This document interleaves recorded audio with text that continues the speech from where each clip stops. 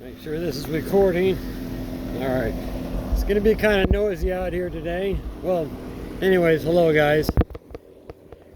It's good to see you again. Compare this video on how I looked to the one before, talking about the climbing. Anyways, it's going to be a bit noisy because I got to have that fan. It's blazing hot down here in Louisiana. But what I'm doing here today is I got to mount up my radiator, or get the mounts ready, make them to mount the intercooler and the radiator. So I got to make some mounts that my buddy's going to weld on to my traction bar for me. And the first thing I got to do is get my bolts in here and get them lined up. This is kind of swung forward right now. I got to get these two bolts in. Same on the other side to make sure this bar is where it's supposed to be. And then I'll take my flat stock, or I might just weld the whole damn thing across. I hope you can hear me in that fan over there. I don't know. I may just shorten this up and, you know, weld a piece of plate all the way across. You know, wherever I need it. Wherever I need it to mount the intercooler and the radiator. And I'll be pulling out the intercooler and radiator here in just a second. So let me put you guys on hold here and I'll be right back. Okay, this right here came from Go Auto Works. It's a 3-core. You see, it's got the that's the 6AN at the bottom. That's going to be my return for the water that's going through my turbo, you know, for turbo cooling. I have it well protected because I don't like bashed up radiator. There it is. There's the Go Auto Works right there. I'm not sure if you can see it. Go Auto Works. I think they call it their Mustang GT radiator, I think. I mean, it has nothing to do with a Mustang, obviously. But has a really nice fan, a nice sealed shroud, and nice rubber around the edges to seal it even further, which you guys know, if you don't have a shroud, if you're having overheating issues and you don't have a shroud to where your fan can draw through the core, you know, you can put 100 fans on it, it's not going to make a difference. You got to seal them up, or they're just not going to work well, especially when you're, you know, making a lot of boost, a lot of heat. You got to have a good radiator. It's like I said, it's triple core. I don't think I've ever even had that cap off before. I've had this for over a year. It's a really good looking unit. I think I paid like $358 for it, something like that. This, you know, like I said, the AN, let me see if I can get closer to it. That was an option to have welded on. I hope it's focusing, you know, for the turbo return. I mean, that's the return. Yeah, that's return. Comes out of the front of the B-Series block, goes up through the turbo, comes back down and returns to the bottom of the radiator. All right, we got that out of the way. Let me put you on hold real quick. Be right back. I'm not sure if I did my introduction, you know, the old guy. You know, how's it going, guys? It's old guy Jim here. I think I forgot that part. But anyways, here's my intercooler. It is 32.5 inches by 12 by 3 inches thick. It is a back door. I gotta look where I'm pointing my damn camera, don't I? It's a back door unit. Did that for a couple reasons. Reason number one: the shorter your piping from your turbo to your intercooler, from your intercooler to the throttle body, shorter that is, easier it is to make boost. The more boost you can make, I'm assuming, and less lag. So that would be the intercooler. I had to do a lot of cutting on this car. I'm going to go stand in the wind of the fan, so I hope you can hear me. I had to cut everything out here.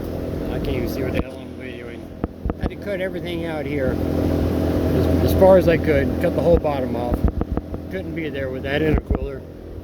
And as for the 3-core radiator, you see where I had to cut back into my, what would you call this? I don't know.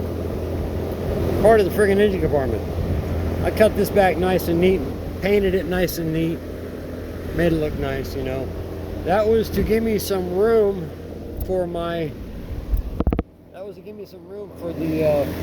wastegate. the wastegate that came out of my exhaust at the time ran right dead ass into the radiator. There was no fit in it. So I sent my 1320 top mount to Go Auto Works, and they welded they welded a wastegate piece to lower my wastegate and pull it back as far as we could. And hopefully with that cut there and my wastegate being relocated, we won't have an issue with clearance anymore. We'll find out when we get it together. But right now, I gotta mount up the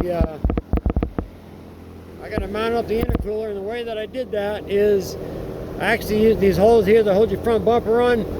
I actually used this one to hold the to hold the intercooler.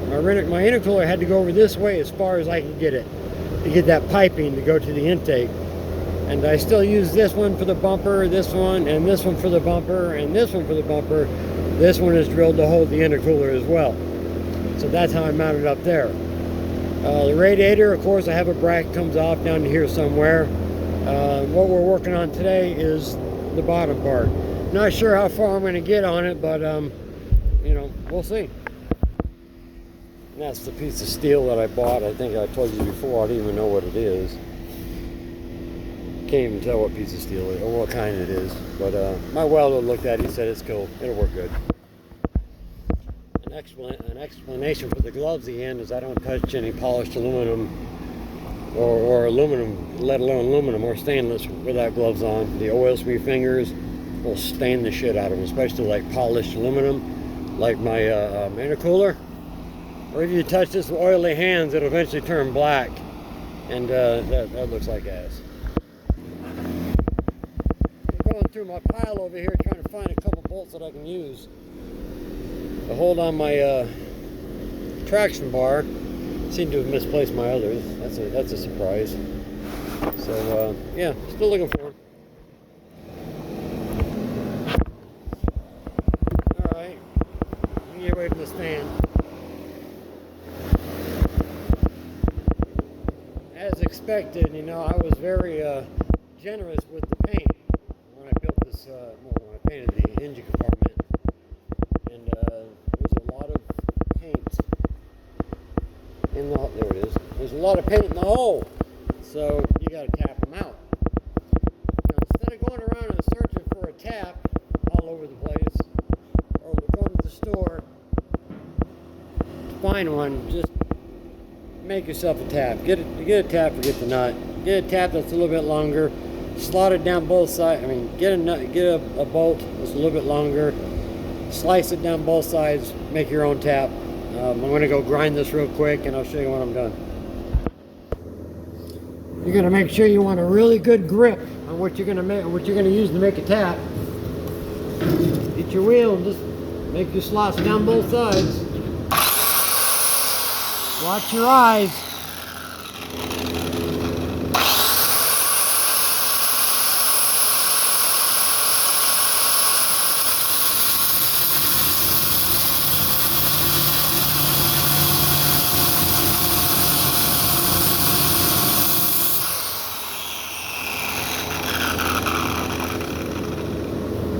$180 degrees, do the other side. Try to get it 180 degrees as possible.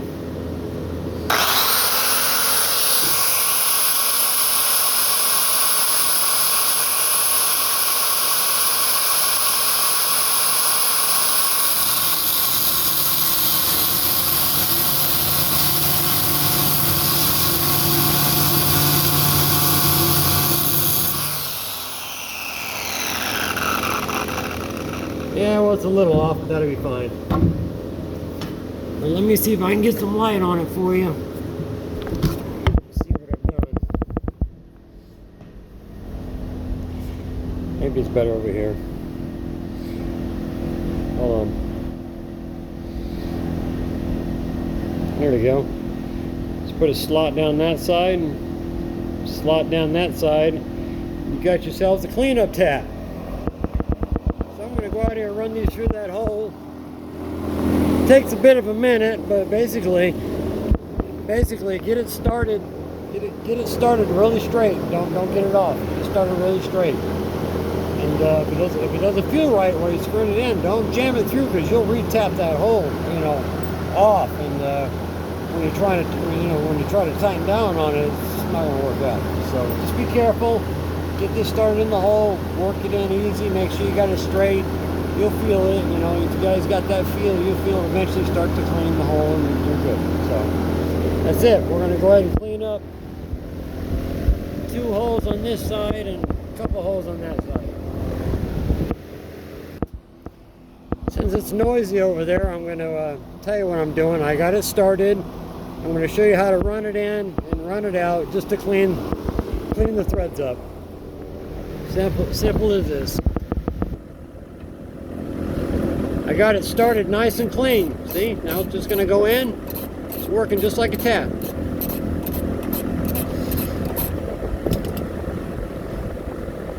That hole's pretty much clean.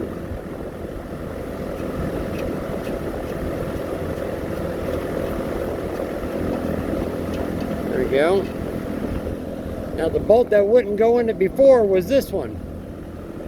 This wouldn't go in before. Get it straight. There we go. Just like that. So don't go all over your city, your town, your state looking for a tap to clean a hole up. Just make one. Okay, now we're going to clean this one up. This is how you get it started. Gently. You want to make sure it's right. I'm kind of wiggling, you know, back and forth and up and down as I'm putting it in there. And now it's being stopped by the paint I got jammed up in the hole. So, here we go.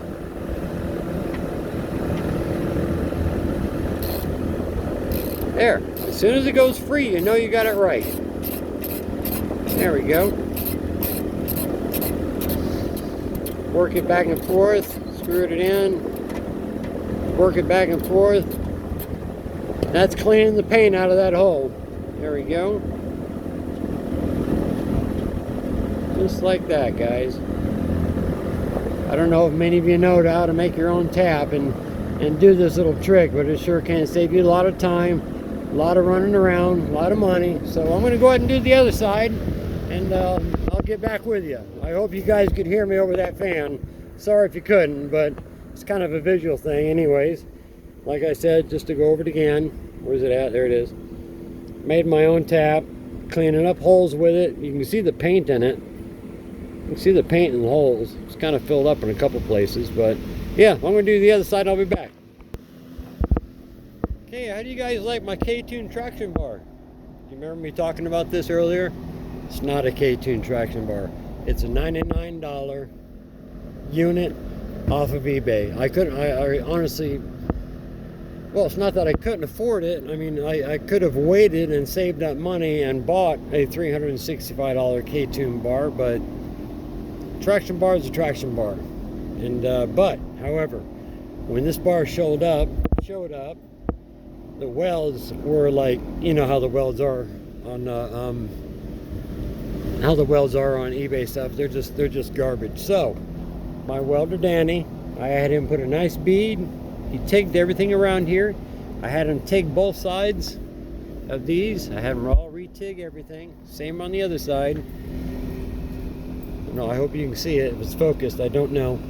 TIG welded all the way around. That's going to strengthen that bar up enough to, you know, handle my 550, 600, whatever I make. That's it. I put a K-Tune sticker on it because I'm posing my shit off, but no, not really. I gotta take that off later. I just stuck it on there to have fun, to make me think that I could afford one. But anyhow, I was going to use these to mount my my radiator, but they didn't work out. I gotta go a completely different route. Okay, let me get this mounted on the car. You guys seen how I tapped all the holes out? Easy peasy. Do it that way. You got it. Just be careful. Like I said, when you start that screw in that hole, make sure you got it, you know, it's not cocked sideways or up or down. Make sure you can get it started. You know, it'll stop right away. Get your wrench, take a couple turns, and it, you know, when you're just clearing paint, it should clean out real fast, real easy. but that's how you make tap.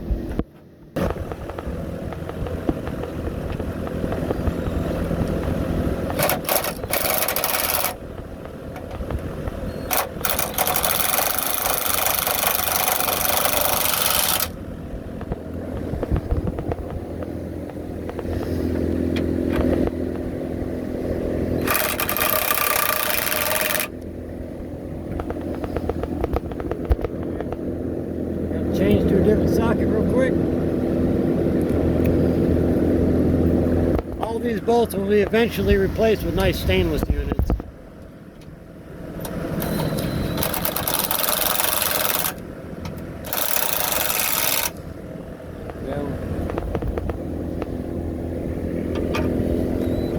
Very temporary.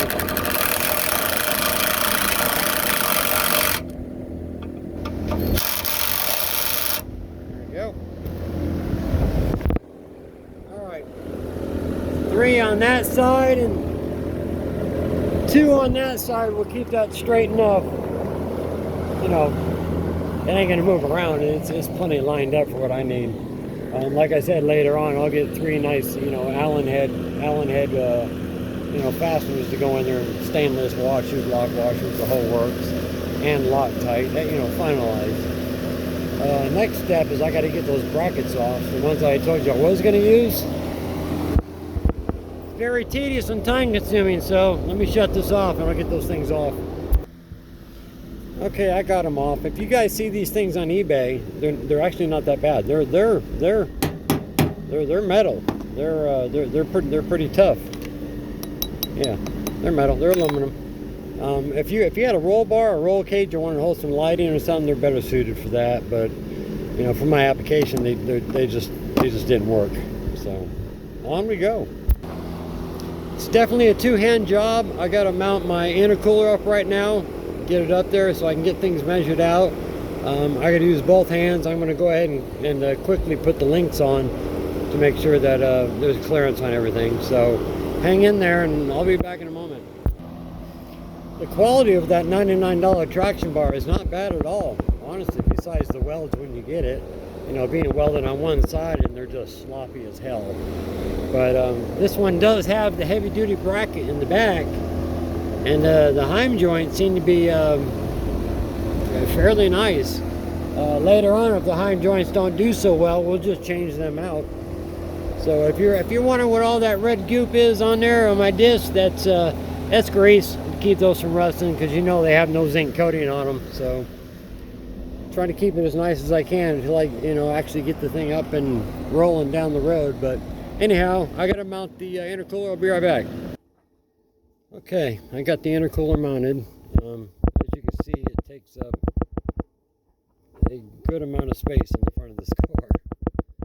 You know, large intercoolers are good for large turbos. Use a large intercooler with a very small turbo, doesn't work out so well. But anyways, as you can see, and I said earlier, these holes that hold your front bumper on, this was one of those holes. I just oversized it to hold the intercooler. You know, the bumper's mounted in plenty other places. That missing one's not going to matter. This one is off to the side of the last mounting point. If you ever hear backdoor intercooler, for those of you who don't know what it is, this is exactly what it means. They exit to the back. The turbo will be right here, direct.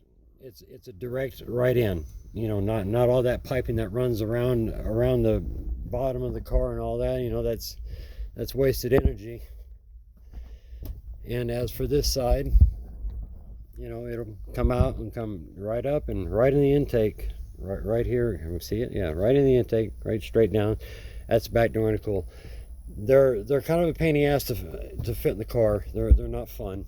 You know, like I said, I had to do a lot of cutting here. You know, cut a lot of stuff away. And right now, this is just hanging by these 2 bolts. And if I pushed on this, you know, I could snap off where they're welded in there. I got to be very, very careful while it's sitting like this. I gotta get the radiator set up in there right now. I'll be right back in a moment. Okay, the Go AutoWorks radiator is sitting in there. You were all wondering why I cut this and moved the radiator so far this way. I had a lot of people asking me that. Well, this is the reason why. The exit. If I push this radiator all the way over in the corner, you know, all the way to here like everybody does, it blocks the back door right off. I mean, you can't get to it. You definitely can't put nothing on it. So, and you can also see where, because it's a triple core, and I had to get it away from I wanted to get away from the turbo and the wastegate. I think I said blow off valve earlier. It's wastegate I wanted to say. I had to get everything away from the wastegate, because the wastegate bolted to my 1320 bashed right into the end of the radiator right there. I mean, the wastegate came to like right here, but here. So I had the wastegate moved and turned down away from all this.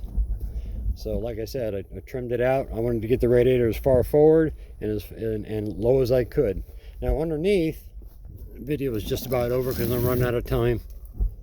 Underneath that piece of steel, if you look right here, that's where I got to build the brackets for, off of this with some grommets to hold the bottom of the radiator. I do have to lift it some, but not a whole lot, and I'm laying in an ant pile. But I got to do it on both sides, as you can see. That's my next plan. So I'll be measuring and cutting that steel out for the remainder, you know, for the next couple hours or so, until I start to wear down to where I can't work anymore. I get, you know, not the healthiest guy, and I get tired. But let me see how much time I got on here. I got 21 minutes. I'm going to make this real short, and I want you guys to absorb this. We got the RPM Act. If you haven't signed the RPM Act, because the EPA taking away our computers, in California they've already succeeded. They took away the computers for the car. They can't have them anymore. It's going to happen in your state. It's starting to happen in my state. I went straight to my congressman, which is John Kennedy. We have our correspondence. We've had 6 emails back and forth so far. They're not blanket emails. They're from him. He answers specific questions that I asked. He asked me some questions, and the bottom line is I want to go to DC. I want my 5 minutes before Congress. I'm asking Kennedy, we're working on how I do this. How do I stand before Congress? You know, but I need paperwork. I need something to show. I just can't go out there and run my mouth. I'm talking to some companies right now to send me paperwork on their revenue loss, how much they've lost in sales and how bad it's hurting their business. I need to take that evidence to Congress. But ladies and gentlemen, I'm going to Congress before I die. I'm going to stand up there and get my 5 minutes. John Kennedy, who I voted for, my congressman, not congressman, he's a senator. Sorry, senator, which is a little bit above. Senator, I think it's above. Yeah, Senator Kennedy is backing me. He's helping me. He's sending me emails. He's telling me what to do and how to do it. But I'm going to DC, guys. I'm going to DC. I'm not just doing it for me. I'm not going to say how or who from, but I got my computer situation straightened out on my car with the help of some very, very supportive people. I don't want to mention who they are. But look at the way we're talking. It's going underground. Are you shitting me? Free America. We're not free to do what we want with our vehicles in our own garages. If you guys don't know about the Air Pollution Act that's going on, you better get on it. You better get on it, because you may be sitting back right now saying, what's my next build going to be? Well, by the time you get to that build and get to the computer part, you're not going to be able to complete it, because you're not going to be able to get a computer for it. That's it. Honda has been pulled from the shelves. You can't buy them anywhere. Go look at Rywire. Go try to buy a computer from Rywire.com. Go to Rywire.com and look at their Infinities and their Hondadas. They're gone. You can't get them. You can't get them. They find Brent of PFI Speed $18,000 for selling a Honda computers. Ladies and gentlemen, you better call your congressman, your senator. You better get off your ass, because it's coming. If you don't know about it, you better start studying. If you don't like to read, you better start learning how to like to read, because it's coming. All right, we're past that. I'm going to go ahead and let you guys go. What I'm going to do off camera this evening is I'm going to go ahead, and those brackets that I showed you that I had to make out of that piece of steel, I'm going to get started on that. My welder was supposed to come this weekend, but I guess he got hung up. I'm going to go ahead and cut out my brackets, drill the hole, make a little cup to hold the rubber piece, and I got to get all that set up and get ready for him to weld up. Well, ladies and gentlemen, we're on our way. Where's my motor? We went through this before. My motor is completely done in the house. It just needs assembled, but every piece has been bought. I got my computer coming. I need to get a nice wiring harness, nice tucked wiring harness. Thank God I can still get that. And that's it, guys. Okay, I'm gonna let you get out of here. I enjoy you coming by. Oh, one more thing. Let me see if I can find that piece of paper. God, this is gonna be long. No, I hope I didn't lose it. Where did I put it? Let me find that piece of paper.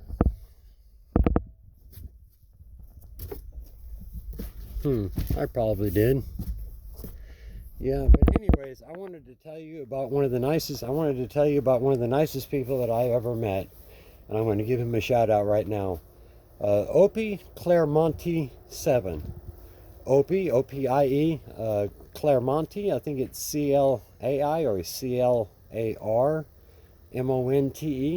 Opie Claremonte 7.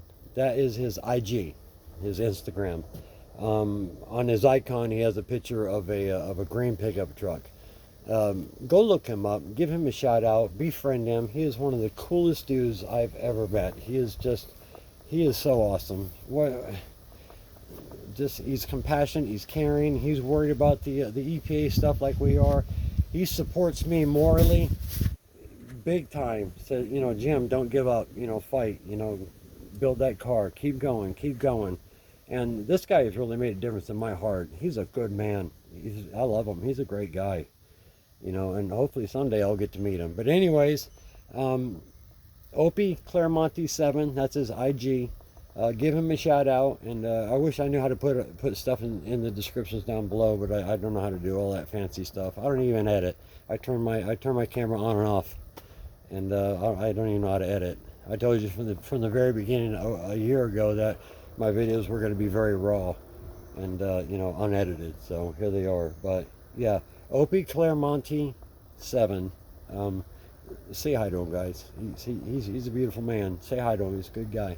Okay, until next time, I'll try to get a video out sooner. I'm going to get started on these brackets, and hopefully I'll see my welder someday. So, all right, see you guys later. I appreciate you coming by. Please give me a thumbs up for finally making a video, and hit the like button if you would for me, please.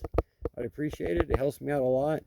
And love all you guys. I appreciate you being here, and I'll talk to you later.